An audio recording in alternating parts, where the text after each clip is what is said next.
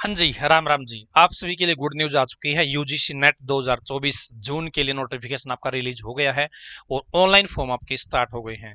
तो जो भी साथी यूजीसी नेट जून 2024 में अपियर होना चाहता है, वे बच्चे अपना आवेदन है वो कर सकते हैं। फॉर्म आपके स्टार्ट हो गए हैं। इस बार क्या बदलाव हुए हैं दोस्तों? बदलाव शायद आप सभी को पता भी होगा, मैंने पहले भी इसके बारे में वीडियो डाली थी कि इस बार यूजीसी नेट के बेस पे एक्स्ट्रा बेनिफिट क्या दिया जा रहा है। तो एक्स्ट्रा बेनिफिट दोस्तों ये है, यदि आपको पीएचडी में एडमिशन लेना है तो आप बिना एंट्रेंस टेस्ट के, जी हाँ, आपका एंट्रेंस टेस्ट नहीं होगा पीएचडी का, आप डायरेक्ट यूजीसी नेट के नंबरों के बेस पे अपना इंटरव्यू दे सकते हैं और आप पीएचडी में एडमिशन ले सकते हैं। ठीक है, इसमें आपका जो यूजीसी नेट का स्कोर होगा वो और आपका इंटरव्यू का जो नंबर है आपको मिलेंगे, इन दोनों को मिला के मेरिट लिस्ट बनाई जाएगी और आपका पीएचडी में एडमिशन हो जाएगा। तो इस बार क्या डेट का शेड्यूल रहा है और कौन इसके लिए आवेदन कर सकता है, आवेदनकर्ता में कुछ बदलाव भी किया गया है, तो कंप्लीट डिटेल देखने वाले हैं। क्या एज लिमिट है, क्या कुछ रहने वाला है। और यूजीसी नेट के बेस पे आप असिस्टेंट प्रोफेसर लग सकते हो। असिस्टेंट प्रोफेसर की भर्ती आपकी आने वाली है बहुत जल्दी ही, तो ये बहुत अच्छी बात है। ठीक है, एग्जाम पैटर्न क्या है, सारी की सारी चीजें हम बात करेंगे। तो चैनल को सब्सक्राइब कर लो, फेसबुक पेज पर देख रहे हो तो फेसबुक पेज को फॉलो जरूर कर लो। तो यहां पर देखिए दोस्तों, जो यूजीसी है वो हर साल 2 बार नेट का एग्जाम करवाता है। नेट का मतलब है नेशनल एलिजिबिलिटी टेस्ट। ठीक है, और कौन कराता है? ये एनटीए एजेंसी है, एक नेशनल टेस्टिंग एजेंसी। ये एजेंसी नेट का एग्जाम करवाती है साल में 2 बार। एक बार जून में होता है, एक बार फिर दिसंबर में होता है। ठीक है, तो इस बार का जो एग्जाम है वो 16 जून 2024 को होगा। जो जून वाला सेशन है उसका एग्जाम कब होगा? 16 जून 2024 को होगा। ठीक है जी, देखिए 10 मई फॉर्म भरने की लास्ट डेट है। 10 मई तक आप ऑनलाइन फॉर्म भर सकते हैं। ठीक है जी, एग्जाम डेट मैंने बता दी 16 जून। और आपने जो फॉर्म भरा है उसके अंदर कोई गलती हो जाती है तो आप उस गलती को ठीक कर सकते हैं 13 से 15 मई के बीच में। ठीक है, फीस कितनी लगेगी? जनरल के लिए 1150 रुपए फीस लगेगी। जो ईडब्ल्यूएस है, जो ओबीसी है, उसकी 600 रुपए फीस लगेगी। जो एससी है, एसटी है, पीडब्ल्यूडी है, उनकी 325 रुपए फीस यहाँ पे लगने वाली है। ये फीस भी आप ऑनलाइन मोड में जमा करवा सकते हो अपनी। ठीक है, और यूजीसी नेट जो जेआरएफ का एग्जाम है या ये क्वालिफाई करता है ना, उसको फेलोशिप मिलती है, जूनियर रिसर्च फेलोशिप है ना, फेलो, तो उनको पैसे भी मिलते हैं। ठीक है जी, तो यदि आप जेआरएफ के लिए अप्लाई करते हो तो आपकी एज है ना वो 30 साल से ज्यादा नहीं होनी चाहिए। ठीक है, और एज की काउंटिंग किस डेट से की जाएगी? 1 जून 2024, इस डेट से काउंट की जाएगी आप कितने साल के होते हो। ठीक है, जो असिस्टेंट प्रोफेसर के लिए अप्लाई करना चाहते हैं या पीएचडी के लिए एडमिशन लेना चाहते हैं, उनकी एज की कोई भी लिमिट नहीं है। ठीक है, उनकी एज की कोई भी लिमिट नहीं है। अब बात आती है कि इस फॉर्म के लिए, इस एग्जाम के लिए कौन अप्लाई कर सकता है?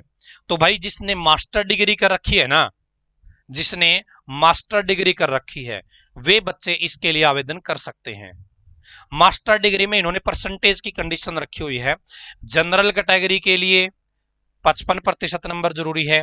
जो एससी एसटी है, ओबीसी है, थर्ड जेंडर है, इनके लिए 50% की कंडीशन रख रखी है। मास्टर डिग्री में इतने परसेंट नंबर जरूरी है दोस्तों। ठीक है, और इस बार दोस्तों जो 4 साल की डिग्री कर रहे हैं, बैचलर डिग्री कर रहे हैं, वो बच्चे भी इसके लिए आवेदन कर सकते हैं। ठीक है, वो बच्चे भी इसके लिए आवेदन कर सकते हैं। जो मास्टर डिग्री में फाइनल ईयर में है वो बच्चे भी आवेदन कर सकते हैं। जो मास्टर डिग्री में फाइनल ईयर में है वो बच्चे भी आवेदन कर सकते हैं। ठीक है, जो जेआरएफ के लिए अप्लाई करते हैं मास्टर डिग्री वाले बच्चे, अपीयरिंग वाले, फाइनल ईयर वाले, तो जेआरएफ के लिए अप्लाई करते हैं तो उनको टाइम दिया गया 2 साल का। जेआरएफ के लिए 2 साल के अंदर अंदर क्या है, आपकी कंप्लीट हो जानी चाहिए मास्टर डिग्री। यदि आपको पीएचडी में एडमिशन लेना है तो आपकी क्या है, 1 साल के अंदर अंदर कंप्लीट हो जानी चाहिए। ठीक है जी, यहां तक सारी चीज समझ गए हैं। जो 4 साल की बैचलर डिग्री है, जो उसमें 55% नंबर जरूरी है दोस्तों। अपीयरिंग है तो आप जो पीछे के नंबर बने हुए जितने सेमेस्टर के, ठीक है। और ये जो 4 साल की बैचलर डिग्री वाले बच्चे हैं अपीयरिंग वाले, वो जेआरएफ के लिए अलाउड है और पीएचडी के लिए एप्लीकेबल है, लेकिन असिस्टेंट प्रोफेसर के लिए वो लोग एलिजिबल नहीं है। ठीक है जी, तो ये आपका मामला है। और जो एग्जाम है दोस्तों आपका, वो आपका ऑफलाइन मोड में होगा। किस में होगा जी? ऑफलाइन मोड में। 3 घंटे का टाइम इसके अंदर दिया जाता है। इसके अंदर आपके 2 पेपर होते हैं, पेपर 1 और पेपर 2।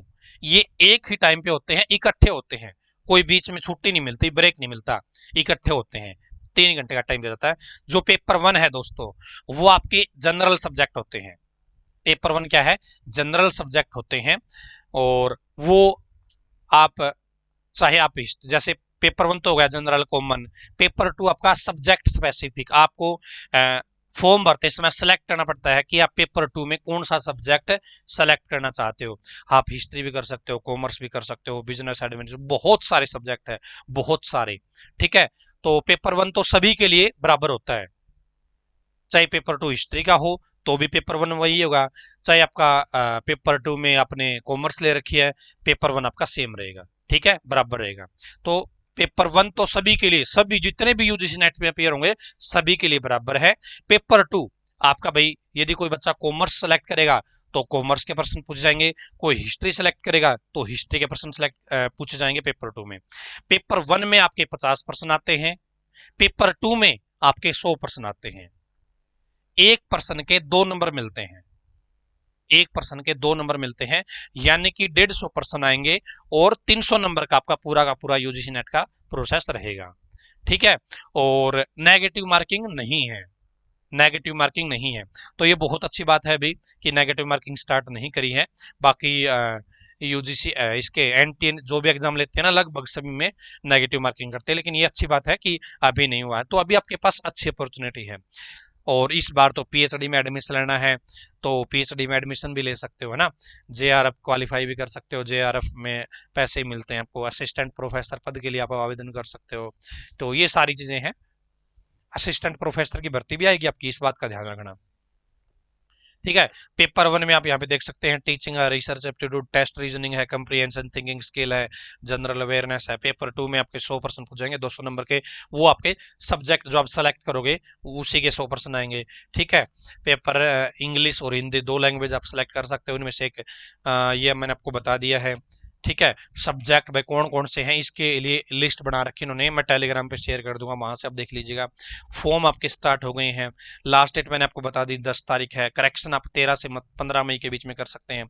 अब जो साथी दोस्तों पेपर 2 की तैयारी करना चाहते हैं, पेपर 2 की, जी हाँ, पेपर 2 के लिए हमारे बैच उपलब्ध है केटीडीटी ऑनलाइन एजुकेशन ऐप पे। किस किस सब्जेक्ट का बैच है? हिस्ट्री का बैच हमारे पास चल रहा है अभी, लाइव बैच है बिल्कुल हिस्ट्री का। और कॉमर्स का बैच हमारा रिकॉर्डेड है। क्या है? कॉमर्स का बैच हमारे पास है और हिस्ट्री का बैच हमारे पास है। हिस्ट्री का अभी लाइव चल रहा है और कॉमर्स का हमारा रिकॉर्डेड बैच है। तो आप इस नंबर पे 70 15 24 34 91 इस नंबर पे बात कर सकते हैं जानकारी के लिए। और इसमें हम आपको 2 सेशन की वैलिडिटी देंगे। कितने सेशन की? 2 सेशन की, जी हाँ। यानी कि आपको बैच एक बार ही खरीदना है। आप इस जून वाले पे एग्जाम में भी अपियर हो सकते हो और आप दिसंबर वाले में भी अपियर हो सकते हो। 2 बार की वैलिडिटी आपको दी जाएगी। तो आपको लगता है कि आपको हिस्ट्री के बैच की जरूरत है या कॉमर्स के बैच की जरूरत है, तो आप हमसे बात कर सकते हैं इस दिए गए नंबर पे। तो आज की इस वीडियो में इतना ही। धन्यवाद। भगवान करे आप सभी का समय शुभ रहे।